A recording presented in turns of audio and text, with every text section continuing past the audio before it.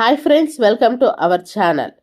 ఆంధ్రప్రదేశ్లోని తల్లులందరికీ ఒక అదిరిపోయే శుభవార్త.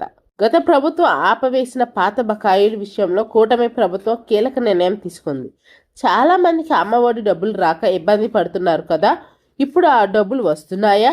అలాగే కొత్త పథకం తల్లికి వందనం కింద ఇద్దరు పిల్లలకు 30,000 ఎప్పుడు ఇస్తారు? ఈ వీడియోలో క్లియర్గా తెలుసుకుందాం.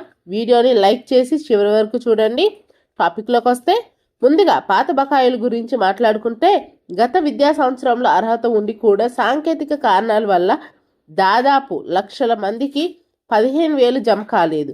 ముఖ్యమంత్రి గారు వీటిపై సమీక్ష జరిపి పెండింగ్లో ఉన్న నిధులు విడుదల చేయాలని అధికారులకు ఆదేశించారు. మీకు పాత డబ్బులు రావాలంటే మీ ఆధార్, ఈకేవైసీ మరియు ఎన్పిసిఐ సీడింగ్ పక్కాగా ఉండాలి. డబ్బులు పడ్డాయో లేదో తెలుసుకోవడానికి సచివాలయంలోని వెల్ఫేర్ అసిస్టెంట్ని ఒకసారి సంప్రదించండి.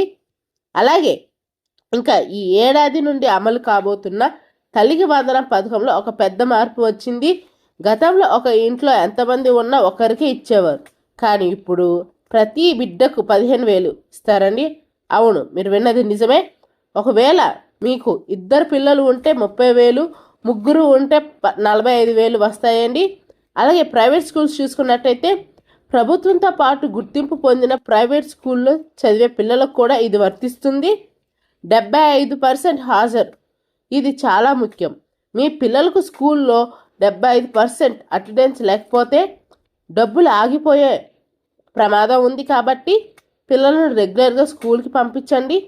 అలాగే చూసుకున్నట్టయితే పాత అమ్మఒడి బకాయిలు ముఖ్యంగా 2023 నుండి 2024 విద్యా సంవత్సరానికి సంబంధించి ఆగిపోయినవి ఇంకా అందరి తల్లుల ఖాతాలోకి పూర్తిగా జమ కాలేదండి. కాబట్టి బడ్జెట్ కేటాయింపు వేస్తున్నారు.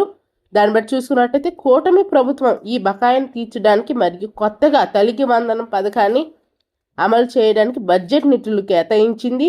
డేటా వెరిఫికేషన్, ప్రభుత్వం ప్రస్తుతం నిజమైన అర్హులెవరు అనేది తెలపడానికి డేటా వెరిఫికేషన్ చేస్తుంది. గతంలో పెండింగ్లో పడిన అప్లికేషన్లు సచివాలయం ద్వారా మళ్ళీ పరిశీలిస్తున్నారు. ఎప్పుడు వస్తాయి? అధికారిక సమాచారం ప్రకారం ఈ పాత బకాయిలు మరియు కొత్త విడతను కలిపి జూన్ 2026 కొత్త విద్యా సంవత్సరం ప్రారంభంలో విడుదల చేసే అవకాశం ఎక్కువగా ఉంది. అలాగే ప్రస్తుత పరిస్థితి చూసుకున్నట్టయితే, కొన్ని జిల్లాల్లో అర్హత ఉండి కేవలం బ్యాంక్ సమస్యలు ఉన్నవారికి మాత్రమే సరిచేసి పంపే ప్రక్రియ మొదలైంది. కానీ అందరికి ఒకేసారి బల్క్ పేమెంట్ ఇంకా జరగలేదండి. మెల్లమెల్లగా వేస్తారు. అలాగే చూసుకున్నట్టయితే, మీ ఖాతాలో డబ్బులు పడాలంటే ఈ 3 పనులు వెంటనే చేసుకోండి. మీ పిల్లల ఆధార్ నెంబర్ స్కూల్ రికార్డులో అప్డేట్ అయ్యిందో లేదో హెడ్ మాస్టర్ని అడగండి.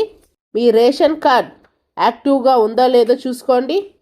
అలాగే మీ బ్యాంక్ ఖాతాకు ఆధార్ లింక్ అయి ఉండాలి. ఒకవేళ పాత అకౌంట్ ఇబ్బందిగా ఉంటే దగ్గరలోని పోస్ట్ ఆఫీస్లో కొత్త అకౌంట్ ఓపెన్ చేయండి. అది డీబీటీకి చాలా వేగంగా పనిచేస్తుంది. చూసారుగా ఫ్రెండ్స్, ప్రభుత్వం నుండి అధికారిక విడుదల తేదీ రాగానే మళ్ళీ వీడియో చేస్తాను. ఈ లోపల మీరు ఏమైనా సమస్యలు ఎదుర్కొంటే కింద కామెంట్ చేయండి, నేను సమాధానం ఇస్తాను. మీ ఉపయోగకరమైన సమాచారాన్ని ఈ వాట్సాప్ గ్రూపులోకి తల్లిదండ్రులకు షేర్ చేయండి.